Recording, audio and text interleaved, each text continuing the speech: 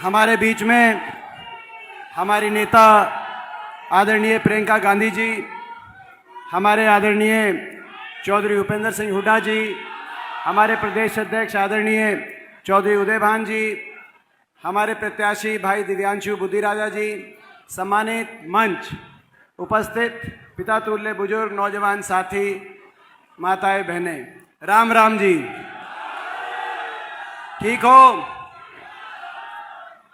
सबसे पहले आज आपके बीच में मैं पहुंचा, मैं देखने आया था। जब चुनाव शुरू हुआ, जब मैं आपके बीच में शुरू में आया था, तब कह रहे थे कि करनाल में पता नहीं क्या होगा।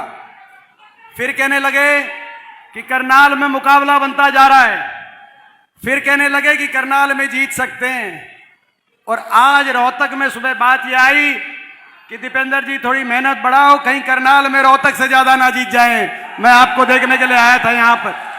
मैं बधाई देता हूं आपको। 10 साल इस सरकार ने क्या किया, उसका तराजू पे तोल के आकलन का समय आ गया है। 10 साल ये डबल इंजन की सरकार, ऊपर नीचे, और हरियाणा में बीजेपी जेजेपी का डबल इंजन रह गए, डब्बे छूटते चले गए।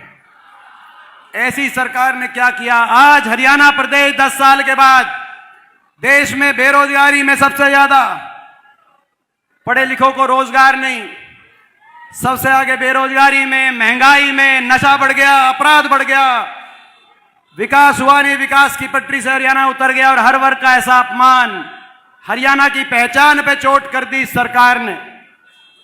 हमारी पहचान थी जय जवान, जय किसान, जय पहलवान, जय संविधान, ये हमारी हरियाणा प्रदेश की पहचान हुआ करती थी। मगर इस सरकार ने, भारतीय जनता पार्टी ने हमारी उस पहचान पे भी चोट करने से पार्टी पीछे नहीं हटी। जय जवान नहीं रहने दिया, अग्निपथ योजना ले आए। कांग्रेस की सरकार आएगी, ये अग्निपथ योजना कच्ची भर्ती जाएगी और फौज में पक्की भर्ती दोबारा से लौट कर आएगी। हम ये कहना चाहते हैं। जय किसान हुआ करता था, 750 किसानों को अपनी जान की कुर्बानी देनी पड़ी।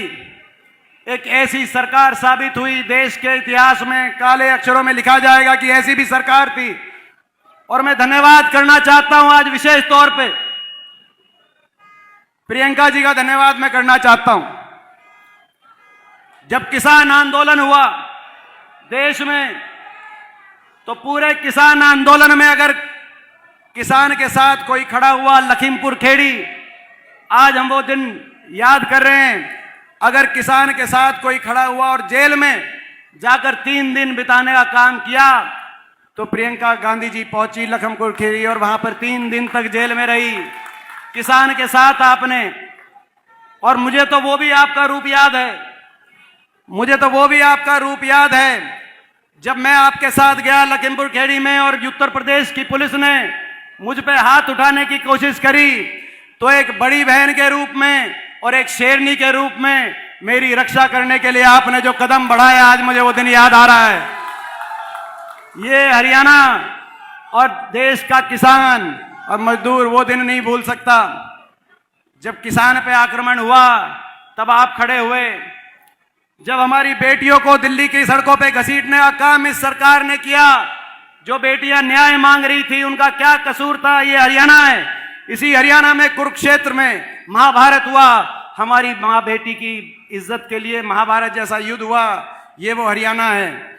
हमारी बेटियों ने जब न्याय मांगा तो दिल्ली की सड़कों पे उनको घसीटने का काम इस सरकार ने किया। इतना अहंकार। मगर वहां भी अगर कोई खड़ा हुआ उन बेटियों के साथ, तो हमारी बहन प्रियंका गांधी जी सबसे पहले जंतर मंतर पहुंचकर हमारी बेटियों के साथ खड़ी हुई। आज हम धन्यवाद आपका करते हैं। मगर इस सरकार का क्या करें, जिन्होंने ना जय जवान छोड़ा, ना जय किसान छोड़ा, ना जय पहलवान छोड़ा और ना जय संविधान छोड़ा। ये कह रहे हैं कि संविधान को बदलेंगे और हम इनको कह रहे हैं संविधान पे तो हम आंच नहीं आने देंगे। ये देश की जनता है, ये सरकार ही बदलने का काम करेगी, हम ये इनको कह रहे हैं। आज ये लड़ाई हरियाणा को विकास और तरक्की के रास्ते पे लेके जाने की लड़ाई है। ये देश के संविधान को बचाने की लड़ाई, और ये लड़ाई करनाल को आगे लेके जाने की लड़ाई है। पानीपत ने और इस हरियाणा की धरती ने देश की राजनीति को हमेशा दिशा दी है। इंद्रप्रस्थ पे, दिल्ली पे किसका राज होता है, इसका फैसला हरियाणा में होता है। चाहे वो कुरुक्षेत्र में महाभारत की बात हो या पानीपत के 3 युद्ध की बात हो, जहां पे आज हम यहां पे मौजूद हैं। और मैं समझता हूं कि 24 में भी किसकी सरकार आएगी, उसका फैसला भी हरियाणा से होके जाएगा। मैं आप सबसे एक बात कहना चाहता हूं, हमारे ये प्रत्याशी दिव्यांशु बुद्धिराजा जी के बारे में मैं एक बात आपसे कहना चाहता हूं। आपसे हम लड़ाई लड़ रहे, आपके साथ मिलकर हम लड़ाई लड़ रहे हैं। बीजेपी के पास बहुत कुछ है।